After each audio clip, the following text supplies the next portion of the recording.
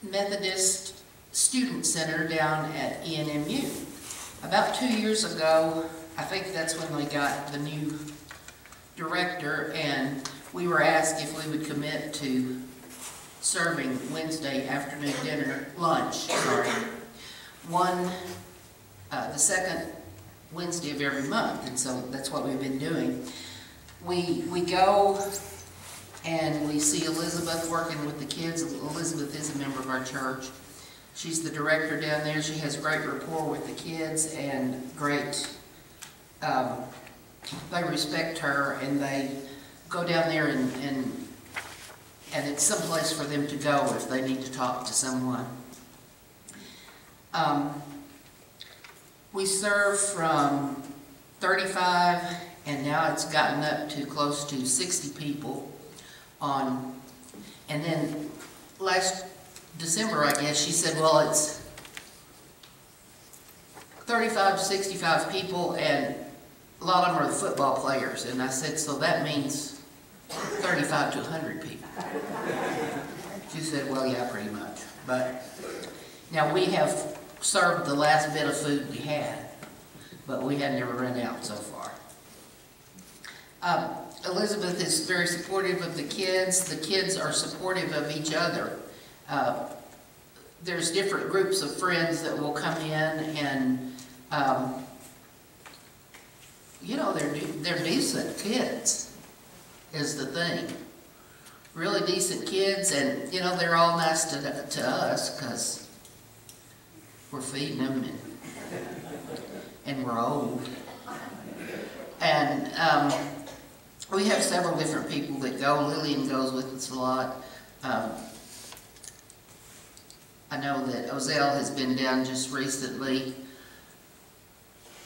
Kay and Sue have gone recently, and Cindy and Kim and I, and of course Rusty, who really didn't want to do this in the worst way, but then now he doesn't want to stop. So I guess we'll be serving there forever. The kids say it's just nice to come over there and relax and talk with their other friends and visit with their other friends and not have to worry about going home and getting something together to eat and then going back to school or getting something out of a vending machine.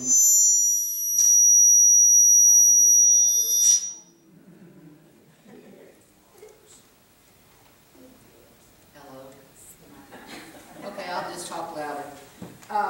And they mentioned that it was a good home-cooked meal. And the other day, one of them kind of reminded me, or said something that made me think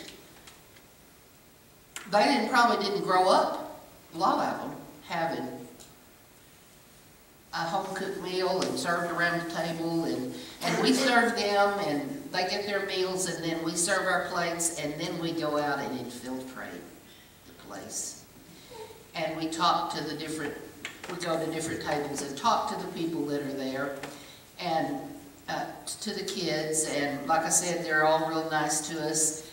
Rusty did, I want you to know that Rusty did get over that girl last time saying, I'm just glad I don't have to go to soil science class anymore.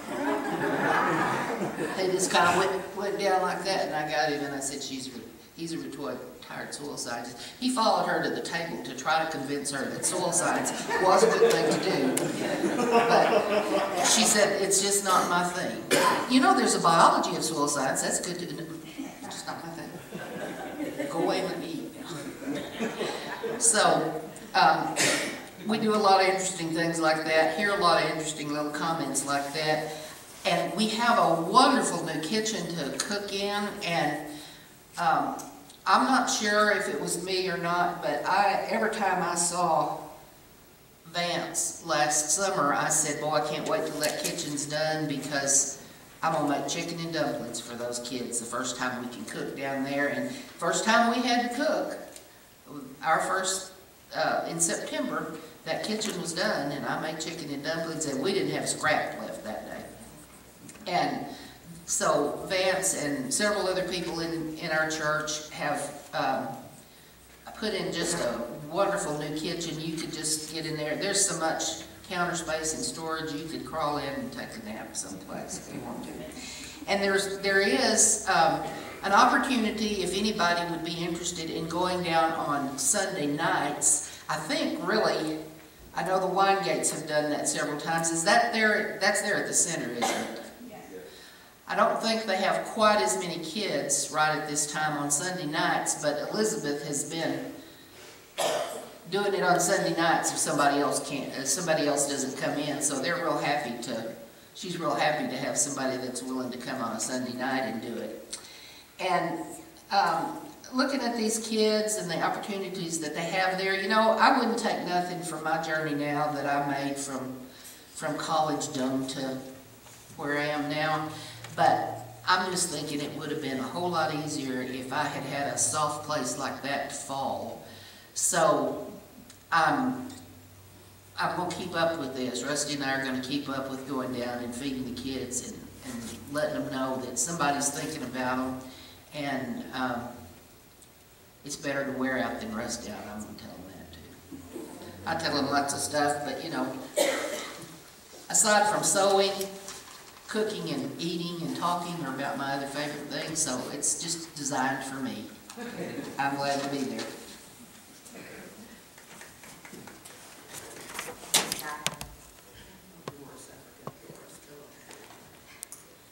Doris goes to.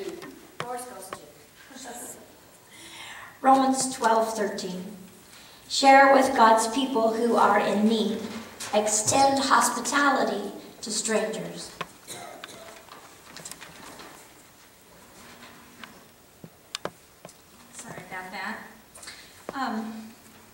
Amy asked me to say a few words about the UMW. I know I'm the unlikely suspect to say something about the UMW, but anyway, things they have contributed to in the past, several have been mentioned already this morning.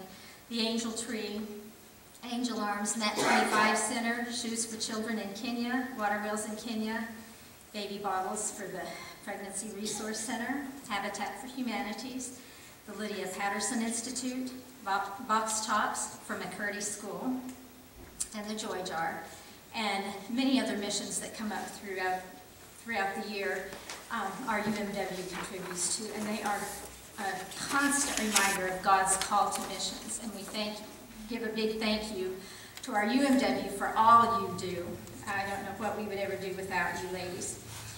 One of the things the UMW has done to raise money in the past is our infamous Rummage sale, which normally brings in quite a bit of money to be used by this amazing group. With that in mind, a little bird has told me that Catherine and Rusty Dow are stepping down from being the main rummageologists for the yearly sale after several years of dedication. That sale doesn't just happen out of the blue. It requires hours and hours and hours of hard work and preparation. And so we would like to recognize the Dows today with a few tongue-in-cheek gifts. So, Catherine, come on up here, and I think Rusty's otherwise occupied, and that's okay. So first of all, we put together this amazing Santa Claus trophy for being the world-class rummageologists. How many folks around can boast of a genuine, shiny, plastic 1983 Santa trophy on their mantle?